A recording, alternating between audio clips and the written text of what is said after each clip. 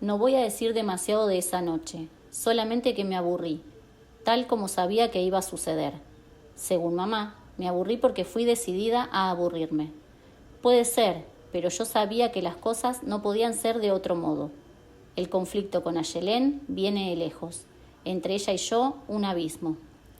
Pero eso no importa ahora. Vuelvo a la carta. El domingo me llamó la dueña del negocio donde compré el vestido.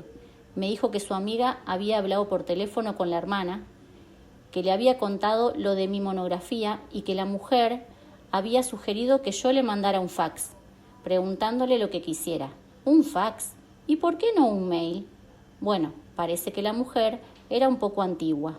No insistí con lo del mail. Esa misma noche preparé las preguntas y al otro día mandé el fax a España. A mi familia, ni una palabra. Todos los días, después de salir del colegio, pasaba por el locutorio a ver si habían recibido la respuesta. Prefería pasar yo y no que me llamaran a casa, por las dudas. Estaba decidida a que nadie se enterara de nada, por lo menos hasta que hubiera descubierto algo bien concreto. Mientras tanto, lo único que hacía era releer la carta todas las noches y convencerme cada vez más de que la verdadera destinataria era yo. Elena me había escrito a mí para que descubriera vaya a saber qué misterio. Ninguno en mi casa me iba a sacar esa idea de la cabeza. El jueves llegó el fax. Lo retiré al mediodía y me fui a sentar en un banco de la plaza para leerlo tranquila. Estimada Inés, paso a contestar las preguntas que me hiciste llegar. Espero que estas respuestas sean de utilidad para tu trabajo. 1. Compré el vestido en el 84.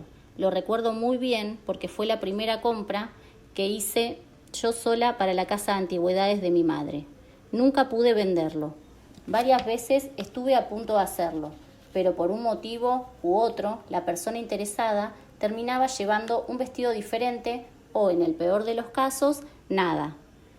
2. Lo compré en un remate, en una casona del barrio de San Telmo.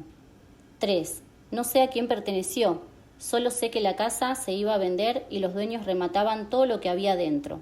Recuerdo una señora muy elegante que recorría la casa como si la conociera y cada tanto hablaba en voz baja con el rematador. En ese momento pensé que era la dueña. Bueno, Inés, ojalá que lo que te conté te sirva. Si necesitas algo más, mándame otro fax. Te saluda Alicia Gutiérrez. Eso era todo, ni una palabra de Elena, solamente la señora muy elegante que parecía la dueña de la casa. ¿Elena quizá? Una mujer que fue adolescente en el 58, en el 84, tiene que haber sido una señora, seguro. Siempre y cuando hubiera seguido viva, desde luego. ¿Qué hacer?, me preguntaba con el fax en la mano, sentada en la plaza. ¿Tal vez buscar una casa con cúpula en San Telmo? Absurdo. Debe haber 80.000 más o menos. Lo irónico era que yo había vivido toda mi vida en San Telmo, y tal vez la casa de Elena estaba por ahí nomás, y no lo sabía. Claro que en ese momento no tenía la menor idea de lo que podría haber hecho en el caso de que alguien me hubiera dicho con exactitud cuál era la casa. Tampoco me planteaba si después de 40 y pico de años era posible averiguar algo. Es que no se me ocurría pensar en las dificultades. Lo único que quería era encontrar la casa.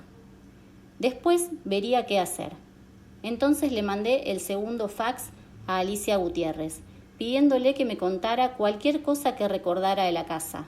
Por ejemplo, si tenía balcones o quizás una cúpula. Esta vez tardó 2 semanas en responder, pero la espera valió la pena. La respuesta llegó por correo, un sábado a la mañana. Me agarró desprevenida porque esperaba un fax. Y el que recibió la carta de manos del portero fue Javier. Menos mal que se me ocurrió algo para salir del paso, porque si no, todavía lo tendría dando vueltas a mi alrededor, tratando de averiguar quién y por qué me escribía. Le dije que Alicia era una amiga por carta de una de mis compañeras del colegio y que quería cartearse con otras chicas argentinas, así que yo me había enganchado. Me dijo que mis compañeras y yo éramos de otro planeta y que la gente solo escribe cartas en las novelas.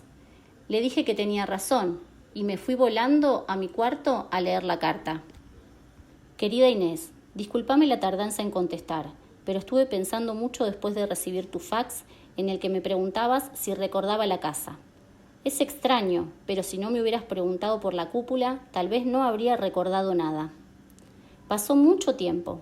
Sin embargo, a veces hasta una palabra, un olor, un sonido, no sé, algo aparentemente insignificante que de golpe nos pone un pedazo del pasado delante de los ojos. Eso me pasó cuando me preguntaste si la casa tenía una cúpula. ¡Qué extraño! Bueno, te cuento. Ese día, como ya te he dicho, se remataba todo lo de la casa. Yo estaba muy interesada y muy ansiosa porque era la primera compra que haría sola, ya que siempre las había hecho mi madre. Era tanto mi ansiedad que llegué 2 horas antes. Imagínate, yo estaba sola, en un lugar desconocido para mí, ya que lo único que conocía de Buenos Aires era el centro. Viví siempre en San Isidro y ese era mi mundo. Bueno, ¿qué podía hacer en esas 2 horas? Lo primero que pensé fue buscar un bar. Miré para un lado y para otro, y no vi ninguno. Yo no quería alejarme demasiado, porque tenía miedo de desorientarme y no saber volver o llegar tarde. Nunca fui buena para orientarme. Esto te lo digo para que entiendas lo que sigue. Ahí estaba yo, con 2 horas para llenar de alguna manera, sin ningún bar a la vista y sin querer alejarme. Te aseguro que no tengo la menor idea del nombre de la calle donde estaba la casa. Sé que ocupaba toda una esquina, que era muy grande y tenía una cúpula, o mejor dicho, lo que yo pensé que era una cúpula. Ahora te explico. Caminé 1 o 2 cuadras hacia lo que parecía un parque. Recuerdo que cuando pensaba dónde ir, miré en una dirección y vi muchas plantas, árboles y un portón de reja. Todo estaba al fondo de una de las calles. Caminé hacia allí y al llegar, leí en una placa que estaba en la pared el nombre de un museo. No recuerdo qué museo. Bueno, ya tenía dónde pasar el tiempo. Entonces me di vuelta para ver la casa. Ya te dije, parecerá tonto, pero quería ubicarme bien. Quería estar segura de que la casa estaba ahí nomás y al alcance de mis ojos. Y fue en ese momento, al mirarla antes de entrar al museo, cuando le presté atención a la cúpula. Tenía delante de mí otra perspectiva de la casa. La veía toda entera, con su cúpula incompleta. Le faltaba el techo. Te juro que me llamó la atención. Como te darás cuenta, hablando con precisión, no se trataba de una cúpula. En realidad, era una habitación redonda, como una torre en la parte superior de la casa, sin el techo abovedado, que es lo que hace a la cúpula. Bueno, aunque no lo fuera, yo pensé que era una cúpula sin techo, y esto importa, porque fue esa la palabrita mágica que me hizo recordar todo. Sigo. Me quedé mirando la casa, tenía algo raro, entre melancólico y misterioso, con esa habitación redonda cortada al ras. Me dio un poco de vergüenza quedarme ahí parada, mirando hacia la calle. Yo era un poco tímida por entonces. Bueno, entré al museo. No recuerdo su nombre, ya te dije. Sé que había muchas cosas de San Martín. Me acuerdo, por ejemplo, de una réplica de su habitación de Boulogne-sur-Mer. También recuerdo grandes cuadros de batallas, trajes de la época colonial. Sé que el museo estaba en un parque que no me animé a recorrer porque tenía miedo de perderme y llegar tarde al remate. Al salir del museo, lo primero que vi fue la casa de la cúpula. Estaba ahí, derechito, a 1 o 2 cuadras de la puerta del museo.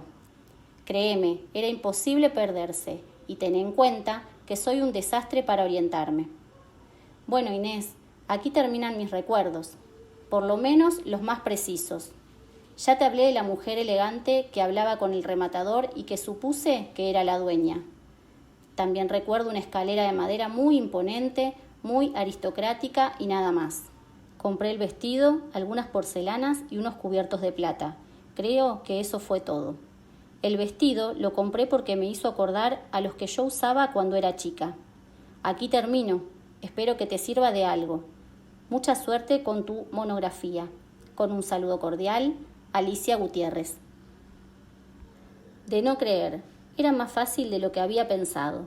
El museo no podía ser otro que el de Parque Lezama, o sea, el Museo Histórico Nacional. Lo conozco. Allí está la réplica de la habitación de San Martín en Boulogne-sur-Mer, tal como recordaba Alicia. Salí volando, por supuesto, aunque como siempre me apuré un poco. No era el mejor momento para salir de casa. Los sábados a la mañana estamos todos, cada uno con su tarea correspondiente. No tenemos a nadie que nos ayude, salvo una vez cada 15 días, ocasión en que aparece la siempre bien esperada Teresita, quien después de 6 horas de limpieza profunda deja la casa tan reluciente que da gusto verla. Lástima que tanta higiene dure tan poco. En fin, como Teresita no viene muy seguido, debemos repartirnos las tareas domésticas entre los 5. Un poco cada uno, más unos que otros, y por uno de esos misterios de la vida, yo más que todos. ¿Qué se le va a hacer? Ese sábado a mí me tocaba limpiar el baño y a Juanjo ir al mercado. Podría haber esperado tranquilamente hasta la tarde y salir sin tener que dar explicaciones a nadie. Pero no aguanté y le cambié a Juanjo el baño por el mercado. Él aceptó, pero con una condición, que el lunes cocinara yo en su lugar, ya que consideraba que la limpieza del baño era más trabajosa que ir al mercado. Acepté, a pesar de que el martes tendría que cocinar otra vez, porque ese día me tocaba a mí. De nuevo el salame del sándwich, pensé, pero no me importó. Agarré la bolsa de los mandados y volé. El mercado queda a 2 cuadras de casa y el Parque Lezama a 6. Caminé hasta Defensa, que es la calle del museo, y por ahí seguí hasta el cruce con Caseros, que es donde está el portón de reja del que hablaba Alicia. Más que caminar, corrí. Cuando llegué a la puerta, subí un escalón mirando hacia el museo.